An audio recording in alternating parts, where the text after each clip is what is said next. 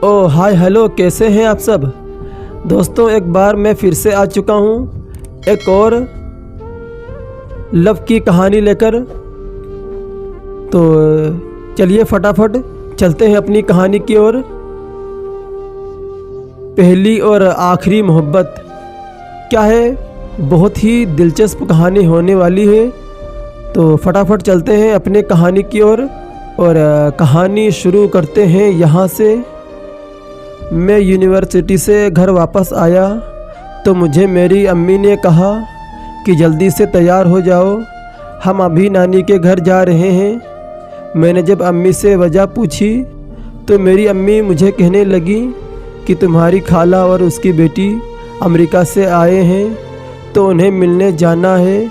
ये सुनकर मैं बहुत खुश हुआ क्योंकि मैंने और मेरी खाला की बेटी ने मैट्रिक तक एक साथ पढ़ाई की थी और तब से मैं उसे शदीद मोहब्बत करता था। लेकिन मैं उससे कभी अपनी मोहब्बत का इजहार नहीं कर पाया था। मैट्रिक करने के बाद वो अपनी अम्मी के साथ अमेरिका चली गई थी तो मेरी उससे कभी मुलाकात या बात नहीं हो पाई थी। इसलिए मैं बहुत खुश था क्योंकि मैं उससे 5 साल बाद मिलने वाला था। मैं तैयार होकर अम्मी के नानी के वहाँ चला गया। वहाँ पहुँचकर मैंने जब उसको देखा तो मैं देखता ही रह गया। वो पहले से भी ज़्यादा पुरकशिश और ख़ूबसूरत हो चुकी थी।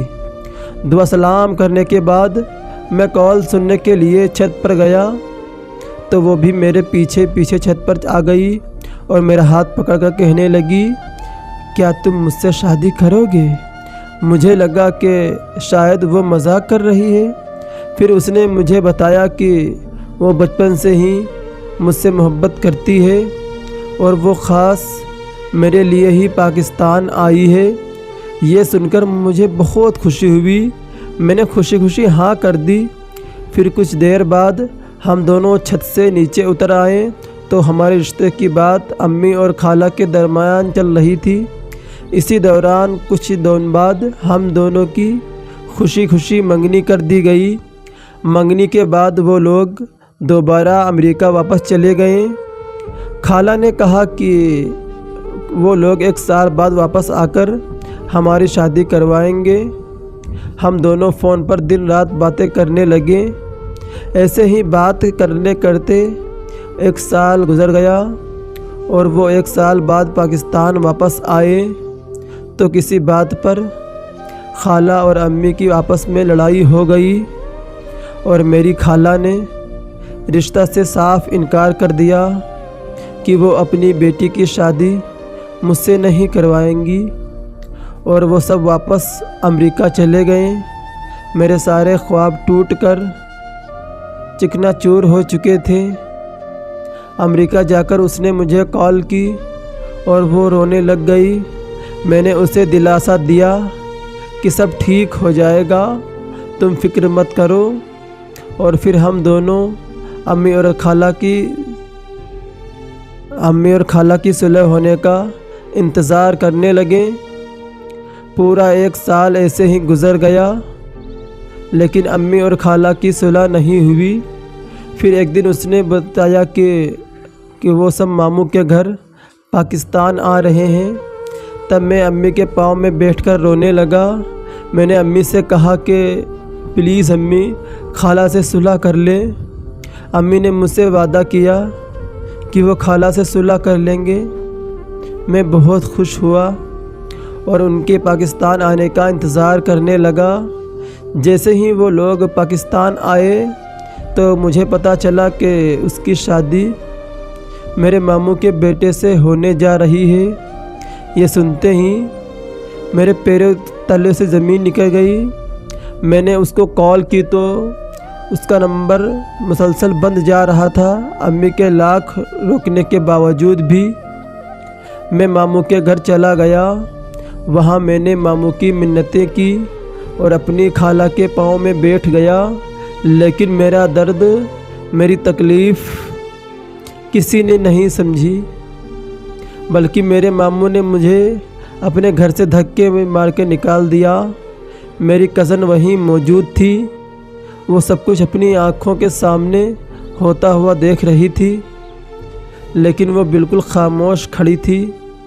और फिर वो 2 दिन बाद उसकी शादी हो गई। उसकी शादी को आज 8 साल गुजर चुके हैं, लेकिन मैं उसे अब भी भूल नहीं पाया हूँ। आज लोग मुझे पागल, मजनू और रांझा जैसे नामों से पुकारते हैं, लेकिन मुझे इस बात से कोई फ़र्क नहीं पड़ता, क्योंकि लोगों की नज़रों में मोहब्बत का जज्बा बिल्कुल फजूल है। मुझे इस बात से भी कोई फ़र्क नहीं पड़ता कि वो मजबूर थी या बेवफा। मेरे लिए वो मेरी पहली और आखिरी मोहब्बत है। मेरे करीब मोहब्बत में किबला बदल लेना शिर्क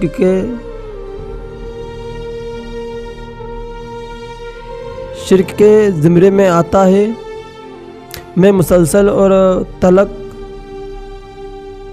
मैं आखिरी सांस तक उसकी मोहब्बत में मुब्तला रहूँगा।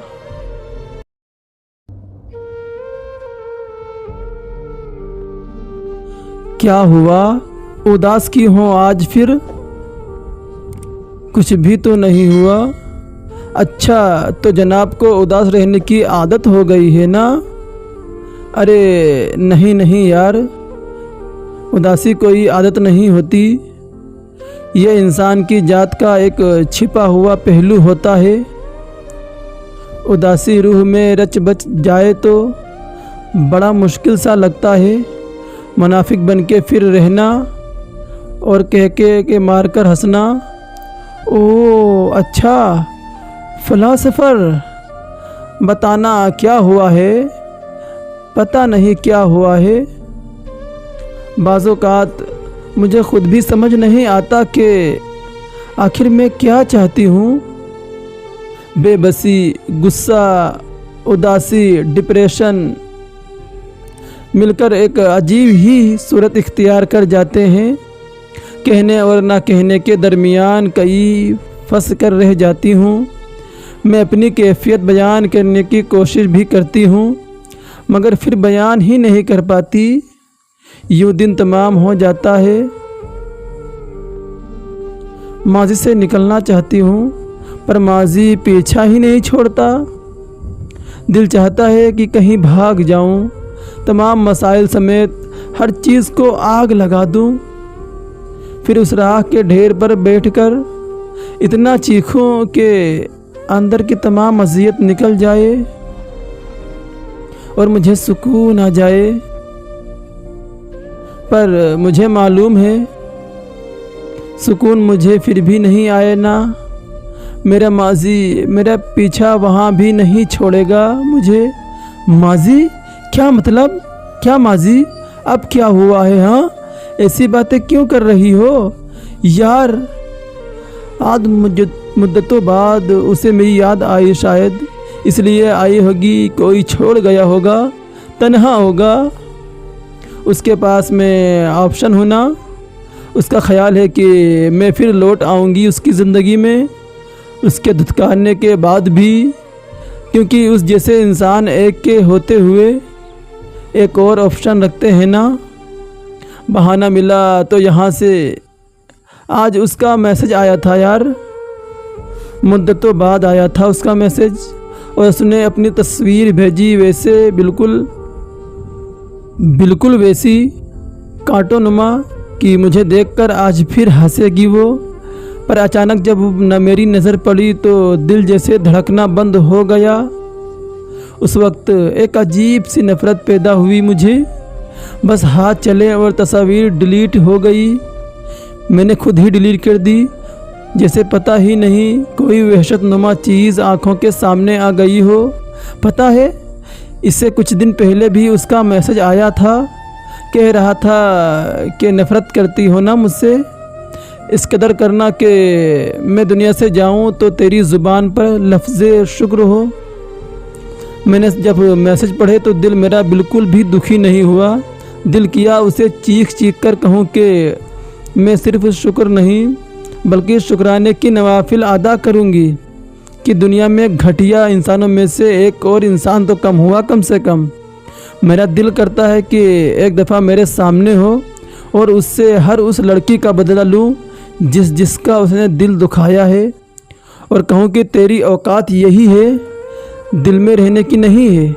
पता नहीं कि कौन होते हैं वो लोग जो कहते हैं मोहब्बत करो तो वो एक ना एक दिन आपसे ही मोहब्बत करने लग जाएगा। पर यार मानो, सिर्फ मोहब्बत काफ़ी नहीं होती यार।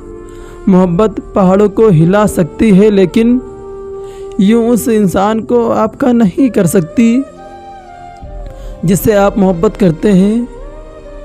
कभी नहीं कर सकती, कभी नहीं। यार चुप हो जाओ प्लीज़। खुदा की लाठी बे आवाज़ है, लेकिन देखना एक ना एक दिन पकड़ ज़रूर होगी। और यार मोहब्बत मर्ज़ी से नहीं होती, ये नसीब में ही लिखी होती है। किसी के लिए रिस्क की तरह और किसी के लिए रोज़ की तरह इसको लिख दिया जाता है। बस सब्र करो, अल्लाह को साबरीन लोग बहुत पसंद हैं। वो तुम्हारे काबिल नहीं था, अगर होता तो यूँ ना होता। यही सोचकर आज फिर से उसने मैसेज किया कि मेरी तस्वीर को देखकर वो फिर से एक बार मुझसे बात करने लगेगी, मुझसे मोहब्बत करने लगेगी। लेकिन यार मेरी बहन, मैं जान चुकी हूँ फिर से कि वो इंसान भरोसे के लायक ही नहीं है, मोहब्बत के लायक ही नहीं है, क्योंकि वो इंसान के दिल में सिर्फ सबको धोखा ही देना होता है। अब पता नहीं उसने दोबारा मेरे पास मैसेज क्यों किया। मुझे तो यही लगता है यार कि जिसकी खातिर मुझे उसने छोड़ा था, आखिर में उसने ही उसे छोड़ दिया, और अब वो परेशान होकर खुद से हार कर उसने मेरे पास मैसेज किया कि मैं दोबारा उसकी तरफ माइल हो जाऊंगी, उससे बातचीत करने लगूंगी। लेकिन बस अब जो होना था हो गया। अब इसके बाद मैं ना तो उससे बात करूंगी, और मैंने तो उसका फ़ोटो भी डिलीट कर दिया, ना ही उसका फ़ोटो देखूंगी। और मैंने आज से ही उसको ब्लैक लिस्ट में डाल दिया उसका नंबर, और मैंने सारी ऑनलाइन मीडिया से भी उसको हटा दिया, और फिर मैंने उसकी तरफ कभी भी मुड़कर नहीं देखा। तो दोस्तों, आपको ये कहानी कैसी लगी प्लीज़ हमें कमेंट करके ज़रूर बताएं। और इसी तरह की लव की कहानी सुनने के लिए, सैड कहानी सुनने के लिए हमारे इस चैनल को सब्सक्राइब करें और बेल आइकन को भी दबाइए, ताकि हमारी जो नई वीडियो अपलोड हो सबसे पहले आप तक नोटिफिकेशन पहुंच सके। तो फिर आपसे मुलाकात होगी एक और नई वीडियो में। तब तक के लिए बाय बाय।